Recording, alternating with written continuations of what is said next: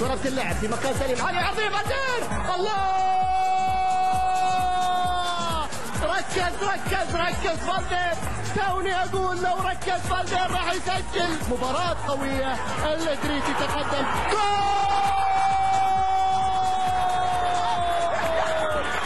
تستاهل يا الازرق، تستاهل يا الازرق، تستاهل يا الازرق. كرة في مكان سليم لفالدين، الله الله يا عميد، الله يا عميد، النصر مال اول. سعادة الغير سعداء في هذا المساء، جول هدف الان لمصلحة اسماعيل مطر، رغم الشاش ورغم اللفة حطها اسماعيل في المرمى، رغم الشاش ورغم اللفة اسماعيل حطها في المرمى. شو يعني لكم هالفوز اليوم تفوزون على اهل الصدارة؟ انا جاي ابو ظبي ومرمس الريال، قايل نحن جايين ان شاء الله وبخاطري اقول 3-0. هي مو مساله صداره، الوصل غلبه، هاي كره قدم، اللي بيلعب وبيأدي هو اللي بيفوز.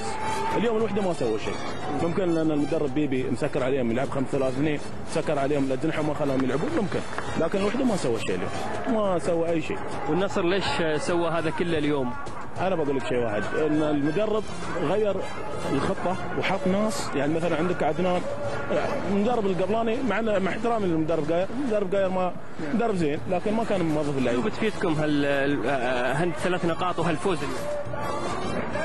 في الدوري انا ما اعتقد بتفيدنا بشيء، لكن هاي حق الكاس، هاي نقول لهم يا جماعه ترى النصر موجود، وانا قايل لكم من قبل الدوري ممكن صعب ناخذه زين، لكن في الكاس نقول لهم يا جماعه ترى العميد موجود. وعندي رساله حق الوحداوي اللي قال بنكسركم وبنسوي بكم في نادينا، بقول له كم النتيجه، سمعني كم النتيجه الحين؟ بنلتقي ان شاء الله.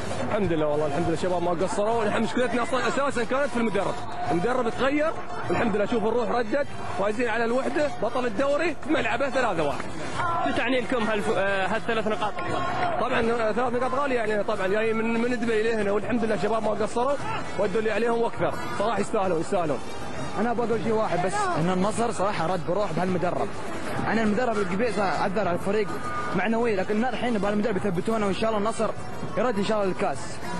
بنشوف النصر يعني في الدور الثاني بيقدم اداء افضل ان شاء الله، والله ان شاء الله، بس بالكاس ناخذها ان شاء الله. الدوري يمكن فات علينا، والعميد رد.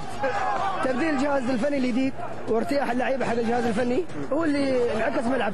ثاني شيء الخطه اللي لعبها اليوم كانت خطه 5-3-2، يعني ما اعطت مجال حق الخصم انه يلعب، فاعتقد هذا السبب. على ملعبكم، على ملعب الوحده اليوم تاخذون 3 نقاط، شو فائدتها لكم؟ والله يعني هي بس اثبات الذات لنا حين، ما ندري شو يستوي في الاخر الدوري. بعد المباراه هاي نحن نصراويه ومن قبل نصراويه، لكن اتمنى من الجمهور يجون يشجعون فريقهم، يعزرون فريقهم في كل المباريات، سواء كانت في ابو ظبي ولا في دبا ولا في اي مكان في الدوله. صراحه اليوم يا ابو علي النصر صراحه اليوم اداء غير، اداء ما شاء الله، يعني لعبوا بتركيز بكل حماس، واحنا كنا جايين من دبي، جايين نفس اليوم بيسوي شيء.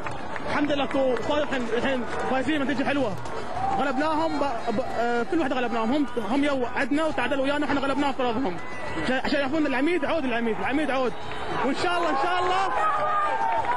في الكاس ان شاء الله بيفوزون ان شاء الله ان شاء الله السنه ان شاء الله الكاس حق نصر ان شاء الله. حتى لو ضاع النصر يعني، حتى الاوضاع ما شاء الله زين، يعني اليوم تشكيل حلو، تشكيل المدرب حط تشكيل حلو، واللعيبه ادوا اداء حلو. فرحانين يعني اليوم؟ وايد فرحان، انا اليوم ما ندم اني جاي من دبي ابو ظبي، ما نادم، فرحان.